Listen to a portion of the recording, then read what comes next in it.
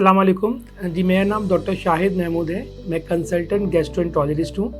और पहले तो आप सब पाकिस्तान को मेरी तरफ से बहुत बहुत सलाम हो। मुझे कहा गया है कि मैं गट के हवाले से कुछ बात करूँ, क्योंकि गट का वीक चल रहा है, तो इस हवाले से मुझे कुछ इन्फॉर्मेशन आप लोगों को देनी थी, कुछ आगाही आप लोगों को देनी थी।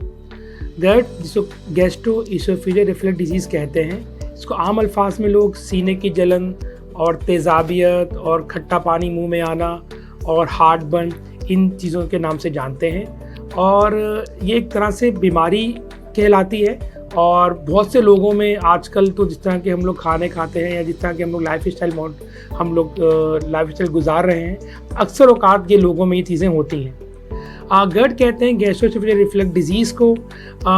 इसका मतलब ये है कि अल्लाह ताला ने एक निज़ाम बनाया कि जैसे हम खाना खाते हैं तो खाना जब हमारी खुराक की नाली से नीचे उतरता है तो ग़िज़ा की जो नीचे की जो हिस्सा है वो अमूमन जो है वो टाइट होता है। जब खाना नीचे गुजरता है तो वो रिलैक्स होता है, खाना नीचे जाता है मैदे के अंदर और वो दोबारा से टाइट हो जाता है।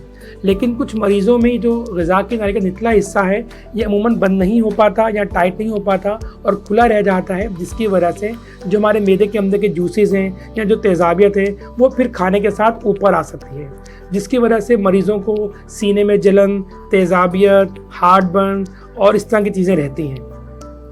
इसके लिए सबसे बेहतर तरीका जो मैं आपको कह सकता हूँ वो ये है कि अपनी सबसे पहले लाइफ स्टाइल को सही करें।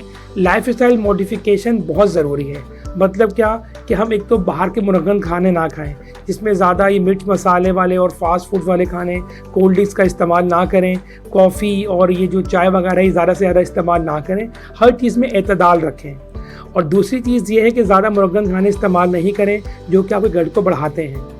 इसके अलावा खाना खाने के फ़ौरन बाद झुके लेटे नहीं। रात के खाने और सोने में कम से कम 3 से 4 घंटे का वक्फा रखें। खाना खाने के फ़ौरन बाद पानी ना पिएं, या तो पहले पानी पी लें या दरमियान में पानी पी लें। इससे हमारे बहुत से गट्स के सिम्टम जो हैं वो बेहतर हो सकते हैं और हो सकता है कि हमें किसी डॉक्टर के पास भी जाने की ज़रूरत नहीं पड़े अगर हम परहेज़ को रखेंगे। और ये जो हमने लाइफ स्टाइल मॉडिफिकेशन मैंने आपको बताई, इसको हम अगर प्रैक्टिस में रखेंगे तो मेरा नहीं ख्याल कि आप लोगों को डॉक्टर के पास ज़्यादा जाने की ज़रूरत पड़ेगी।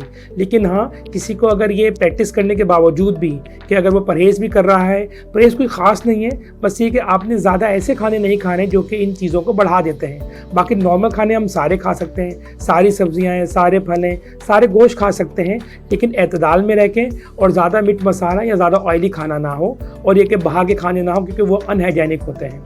अगर किसी को लाइफ स्टाइल मॉडिफिकेशन के बाद भी और इस तरह के परहेज़ के बावजूद भी हार्ट बन रहे, तेज़ाबियत रहे, तो उसको डॉक्टर से रुजू करना चाहिए। डॉक्टर भी शुरुआत में जो है ना वो आम सी मेडिसिन लिख के देते हैं जो कि तेज़ाबियत के लिए होती हैं, जो कि सीने की तेज़ाबियत को और मेरे की तेज़ाबियत को कम करती हैं और थोड़ा सा खाने को जो है वो हरकत में मदद देती हैं कि खाना हमारा जो है ना वो मैदे से जल्द वो हरकत करके छोटी आंत में जाए और हज़म हो सके।